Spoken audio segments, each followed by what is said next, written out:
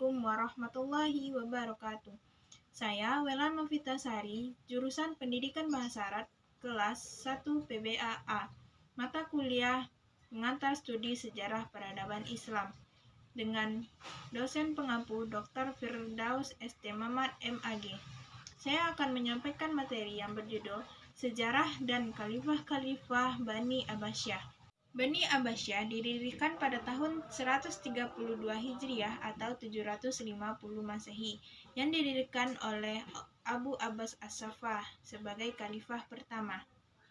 Kekuasaan dinasti Abbasiyah ini berlangsung selama 5 abad. Hal yang panjang bukan? Nah, sebelum dinasti Umayyah I jatuh ke tangan dinasti Abbasiyah, terjadi beberapa kekacauan yang disebabkan oleh: yang pertama, penindasan yang dilakukan terus-menerus terhadap pengikut Ali dan Bani Hashim pada umumnya. Yang kedua, merendahkan kaum muslim yang tidak berkebangsaan Arab sehingga mereka tidak diberi kesempatan dalam pemerintahan.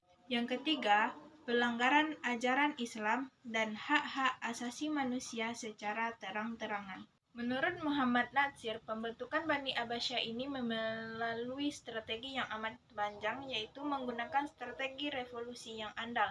Yang pertama yaitu gerakan bawah tanah oleh Muhammad bin Abdullah. Yang kedua, melalui propaganda yang terus-menerus dilakukan.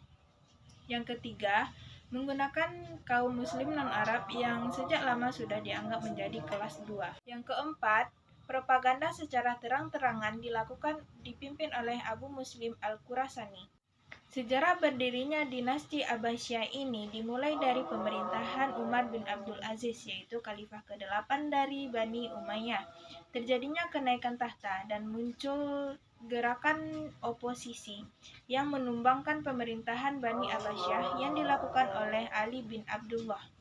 Tema propagandis ada dua. Yang pertama adalah al-musawah atau persamaan kedudukan. Yang kedua yaitu al-islah, yaitu perbaikan. Artinya perbaikan pembelajaran kepada pokok-pokok Al-Quran dan hadis. Pada mulanya, gerakan Bani Abbas ini adalah gerakan rahasia. Namun, setelah mendapat dukungan dari penduduk setempat dan memiliki kekuatan yang kuat, maka keluarga Abbas berani melakukan gerakan yang terang-terangan. Setelah Ibrahim al-Imam ini tewas, pimpinan aliansi dipindahkan kepada Abu Abbas. Kemudian Abu Abbas memindahkan markasnya ke Kufah. Dalam perjalanan ke Kufah, keluarga Abbas dihadang oleh Bani Umayyah. Kemudian Hasan melanjutkan perjalanannya ke kota Kufah. Dan pada perjalanan terjadilah pertempuran yang hebat, dan Hasan melanjutkan perjalanan ke kota Kufah. Tidak melalui peperangan yang sangat besar, kota Kufah dapat ditaklukkan, dan Abbas memproklamirkan dirinya sebagai khalifah pertama Bani Abbasiyah. Mendengar hal itu, Khalifah Marwan tidak diam, dan Khalifah Marwan langsung mengeluarkan kekuatan yang beranggotakan 120.000 orang tentara. Pasukan yang berkekuatan 120.000 orang tentara ini bergerak menuju Kufah, dan kedua pasukan tersebut bertemu di pinggir sungai Zab. Terjadilah pertempuran yang sangat hebat. Namun, Bani Abbasiyah melakukan pertempuran tanpa semangat dan mengalami kekalahan. Setelah kota Kufah berhasil ditaklukkan, Abdullah bin Ali melanjutkan perjalanan ke Syria. Kota demi kota berjatuhan, dan kota terakhir adalah kota Damaskus yang menjadi ibu kota Bani Umayyah. Ibu kota Bani Umayyah ini menyerah pada tanggal 26 April 750 Masehi. Namun, Khalifah Marwan berhasil melarikan diri ke Mesir dan dikejar oleh pasukan Abdullah dan berhasil ditangkap dan dibunuh pada tanggal 5 Agustus 750 Masehi.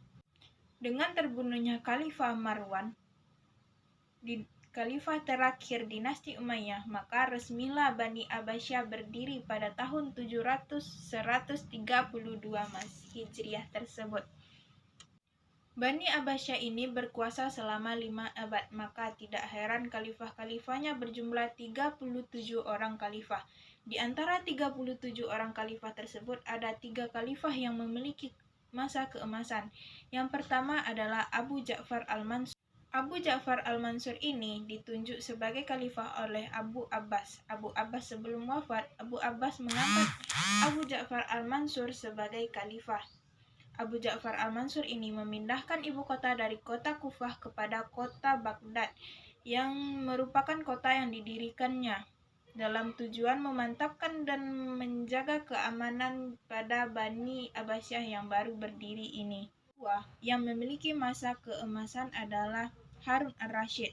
Program yang terkenal dari Harun ar-Rasyid ini adalah Baitul Hikmah, yang dipelajari oleh orang-orang Eropa pada Baitul Hikmah. Dan ketika Baitul Hikmah ini sudah dipelajari oleh orang-orang Eropa itu akan kembali ke tempatnya dan menyebarkan agama Islam di Eropa.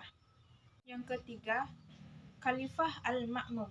Khalifah Al-Ma'mum ini memiliki sifat yang menonjol, yaitu sifat pemaaf. Khalifah Al-Ma'mum sebagai salah satu khalifah yang memiliki masa keemasan. Khalifah Al-Ma'mum juga pecinta ilmu dan pemerhati masalah sosial. Sekian materi yang dapat saya sampaikan. Saya Wela Novitasari pamit undur diri. Assalamualaikum.